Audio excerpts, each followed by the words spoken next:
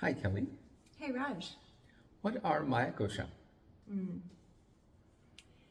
Mayakosha are such an important principle and pillar in the Universal Yoga lineage. Maya is illusion, and kosha means shell, sheath, or layer.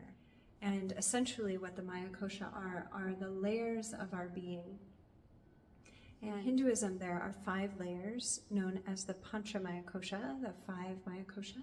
And in in Tibetan Buddhism, there are 7 layers, 7 kosha, called the Sapta Mayakosha.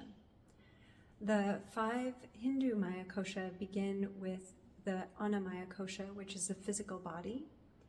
Then there's the Pranamaya kosha, which is our energetic body. Thirdly is our Manomaya kosha, which is our mental and emotional body. Fourth is our Vijnanamaya kosha, which is our intellectual body. And 5th is the Anandamaya kosha, which is known as the bliss body. And what are the last 2 in Tibetan Buddhism? In Tibetan Buddhism, they add 2 more layers. The first of which, the 6th layer, is Chitta Mayakosha, which is the shell of consciousness. And the 7th one is called Atma Mayakosha. Atma literally means soul, but the idea behind Atma Mayakosha is that it is the illusionary body of karmic motivations. And these are the 2 shells that is believed to transition from one lifetime to another lifetime. The remnants or the impressions of the Panchamaya, the first 5 layers, tend to wear away or fall away when you reincarnate from one lifetime to another. But the work of the Chitta Mayakosha, the consciousness shell, and Atma Mayakosha, the karmic motivation shell, is known to transition in these lineages from one lifetime to another. And what would you say that people experience in a Universal Yoga class that connects to the Mayakosha? In the Universal Yoga lineage, there are practices for every single shell.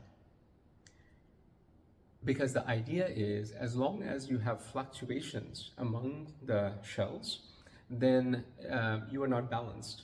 Imbalanced being will constantly struggle to balance itself or be leaning towards or leaning away from, which then translates to having this state of duality, good versus not good. Yeah, and yoga is all about moving on towards neutrality. And so for each one of the shells, Universal Yoga has explicitly specific practices through which you can build up all of this shell strength. And then there are practices that balance among the shells.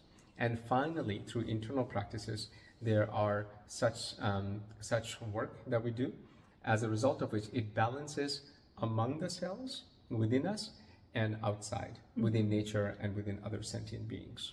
So it is a whole practice. It does take, you have to dedicate a significant effort, if not your lifetime, towards this journey. But the benefit of that is, if you were to go through that, then ultimately yoga will say that you reincarnate, as a result of which you don't have to do all of this work again. But in the very least, you set up your consciousness and you set up your karmic motivations in a state that if you happen to reincarnate, your life to reincarnate, as a result of which you don't have to do all of this work again, will be in confluence with your intention and purpose of what you want to achieve in that lifetime.